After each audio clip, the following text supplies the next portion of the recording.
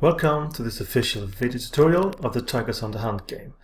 Tigers on the Hunt is a turn-based World War II tactical level wargame simulation that covers the battles on Eastern, Western and Mediterranean front.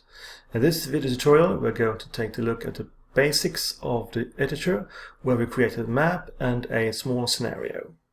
When you start out the editor you will have this screen with the map to the left that is unpainted. Above the map you will have the menu bar with drop-down menus, and you will below the menu bar you will have the toolbar for easy access to the most used tools.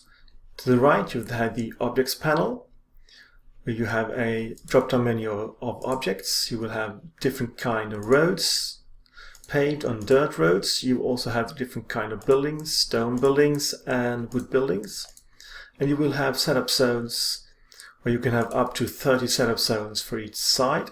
And below the objects panel there will be an order of battle panel. The editor has three main functions. The first one is to create a scenario for you to play in the game. The second one is to paint maps for the game. And the third one is to modify existing scenarios or maps to use with the game. We will try to create a small scenario here, so we will start by looking at the settings of a scenario in the menu called Scenario Attributes. This is a good start to look at when you try to create a scenario. You can change this before the scenario is ready, but you can see you can set the scenario name, you choose the map size. You have possibility to do 4 maps wide times 3 maps rows down, which equals 12 maps. We will start with only 1 map in this session. You can have the length of the scenario. If you would like to have a limited daylight visibility or night visibility, which can be used in campaign games, which side which you are going to use here, or which side will set up first, which side that will move first. You can choose if you are using off-board artillery, what type, and also if you are letting the computer play against a human, you will need to set the computer attitude, if they are in advanced attitude or in hold attitude for the computer AI. And there is also a possibility to have a scenario ending by a certain die roll equal to lower, and also you set a date for the scenario. So let's try a small scenario that is in, let's say, sometime in August 1941. This is between the Germans and the Russians, and I set up the Russians first, and they are the defenders, so I set hold for the defenders. The Germans will be the attackers, they will be, if the computer play them, advanced and no off-board artillery, so this is a good start. And now we will have to take a look at our map. You have a couple of options for the map selection. If you look at the map drop-down menu, you will see there is import map. We can import a map that is already done into our sector, and this is sector 1. The first sector this is referring to this map here. So I choose that sector, and I have 12 custom made maps that I can choose from. If I choose a map here, say number 3, and open it, I will have a map here. This is a city map, lots of stone buildings and wood buildings. I could also, if I clean this sector up, Sector 1, we are back to scratch. We can assign random maps to the sector, so we assign a random, we've got a total different map. This can be done if you want to do a random scenario where the computer decides map for you. What I like to do, I clean this sector up again, and I like to show you how to paint your own map and to save it.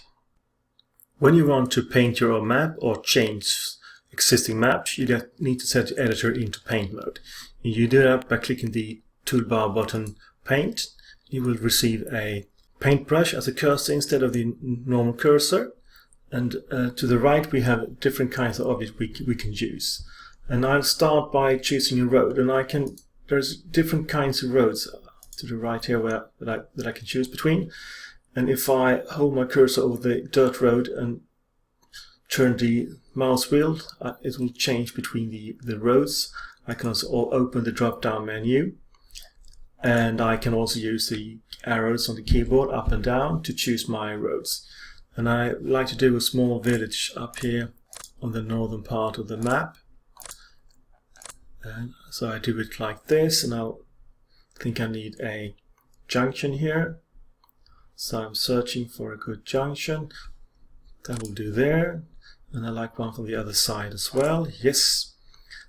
Doing a small square. So let's see if we can have some turns here. Yes, we do. And no, didn't work, so I'll choose another one.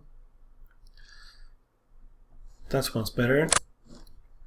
And that one will work there. That will work there, and I need that one works there. Now I need 2 straight road sections. We have a small road with what you can call a small square in the middle of the road. Now we can choose some buildings, and I'll choose wood buildings, and I just pick them as they are here, and I change to the next one. Could be like that. We place them on the map, not a church. We skip the church. Perhaps like that.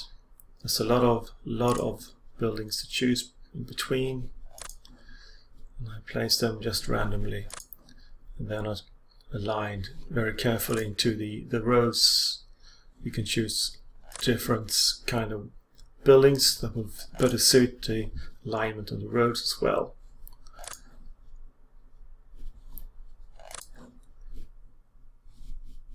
Let's see, a couple of more.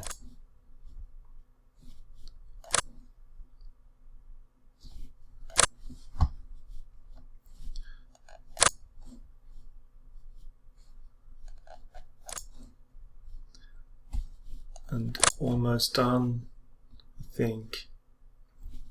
There and there we have a small village.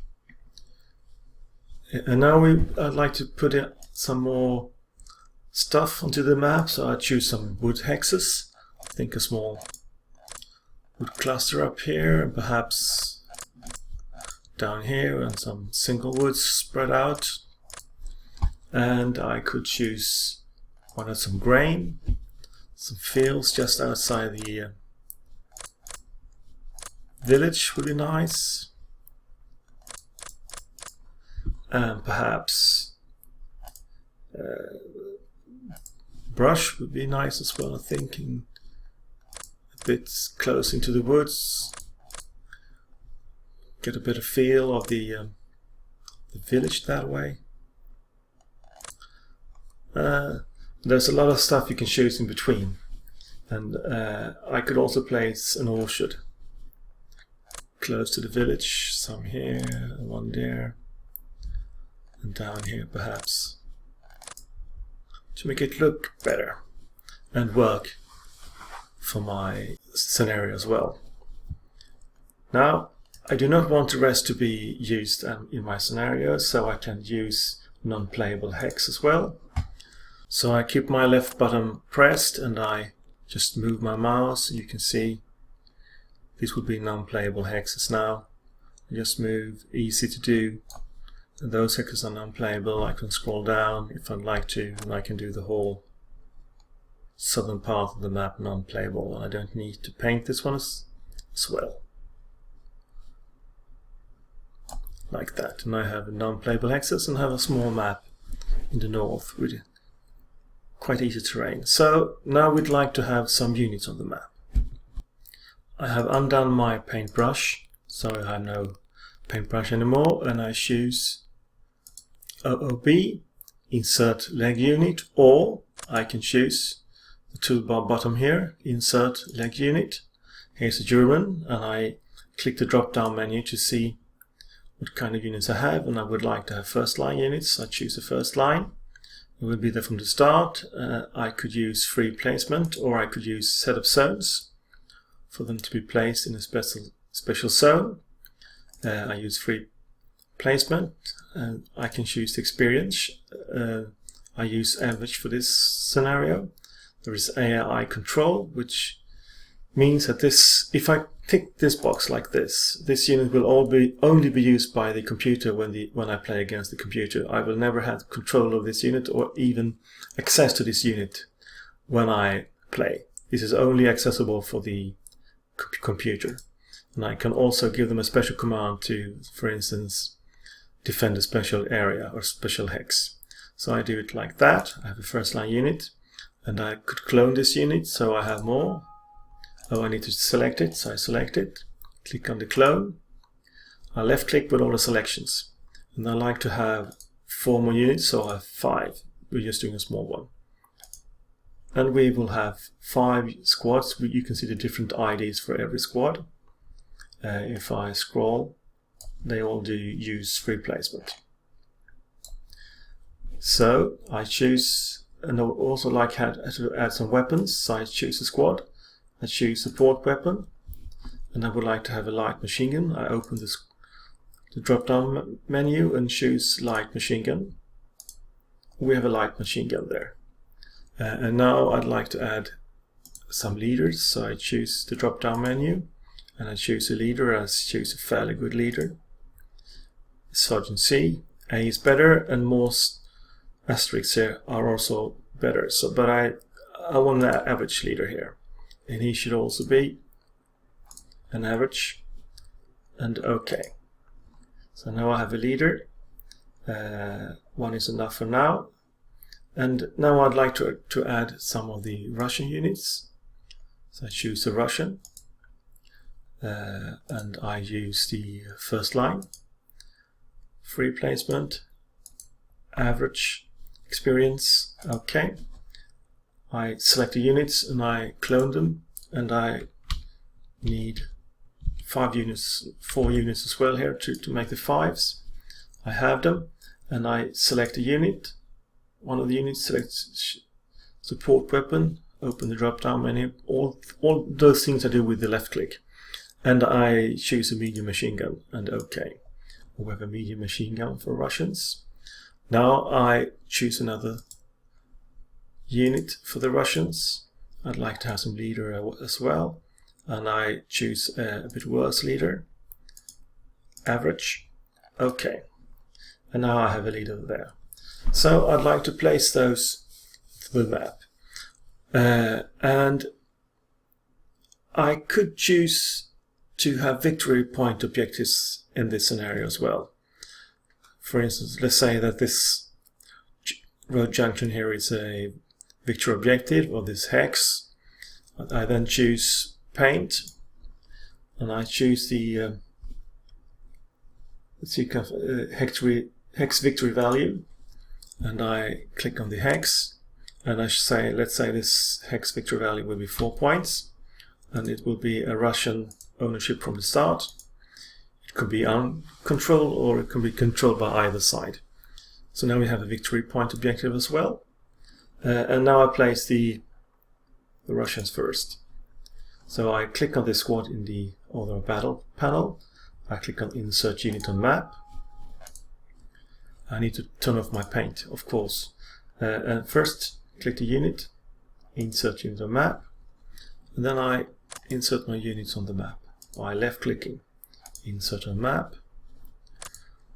We have units being placed in the map.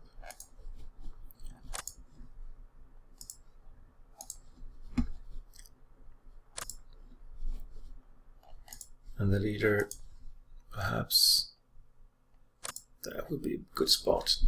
And the squads, OK.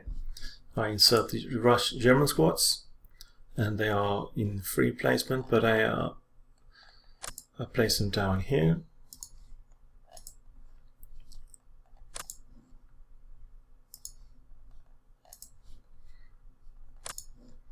Not much thought gone into this. This is just doing to show you how it's done. I left click, insert into map, and then I do it. And the units are placed on the map. And now we could add a vehicle as well, and I'll add a German tank, a single one. And then I think I'll use a Panzer III, and a Panzer IIID would be OK. Free placement, and OK. And I have it in my Order of Battle. I choose it, insert unit on map, and I decide it will be enter the town through the road, so I place it there. Now you can see that its covered arc is turned the wrong way, so I choose the vehicle, and I choose this also down in the unit control panel, and I click the hull covered arc left one step. I choose it once again, hull covered arc, and I've changed the covered arc the vehicle will have from the start of the scenario. So I placed units for the human player, both the Russians and for the Germans. I could add units that only the computer will have when they play that side. So I will add another unit for the Russian side. And I choose first line as well. But this time I choose a zone and average, and I choose zone 1. And I choose that this unit will all be in AI control only. We have the squad in the auto battle panel. And you can see that it's AI control only, and that will set up in the Russian zone 1. I would like to explain a little bit more about setting up units. When you set up units, you can do like I've done here. The scenario designer decides where the units are to enter the game or be placed into the scenario. And in that case, you need to have the free placement. If I pick a squad here and I choose the blue arrow, which is modify unit, you will see the setup zone is a free placement. If I place them like this, they will need to be in free placement. But this could also be used when the player starts the scenario and there are no units on the map. If there is a free placement, you can place your units anywhere you want on the map. But if you want to restrict this, you can use the setup zones. If I choose the unit again, click on the modify, you can see there are a lot of zones where you can choose, up to 30 zones. And this can be used in different ways. You can use zones where units can probably be set up during a game.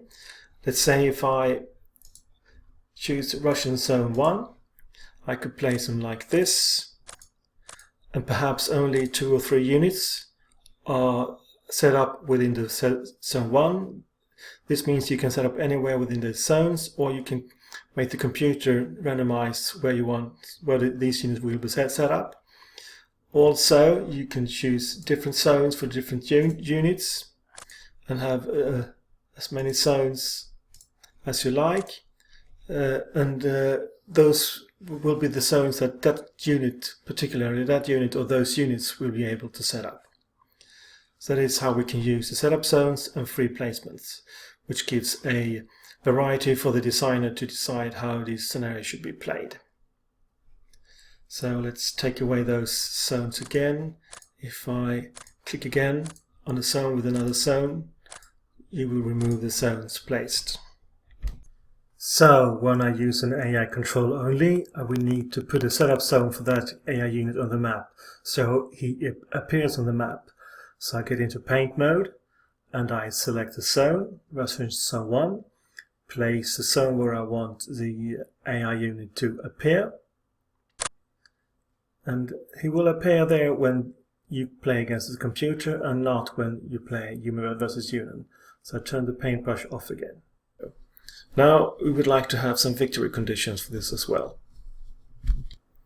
I go to the settings menu and I choose victory conditions. I have a victory value of the victory point objective. I could leave it to that, so the player who owns that hex will be the scenario winner, or I could also select kill in action victory points for different units, and I can have different points for each side. So I have 1 point for the squads for side A and 1 point for 2B. They could be 2, but I choose 1 instead. And now I need to set also the level of how many points you will have to get a victory or not.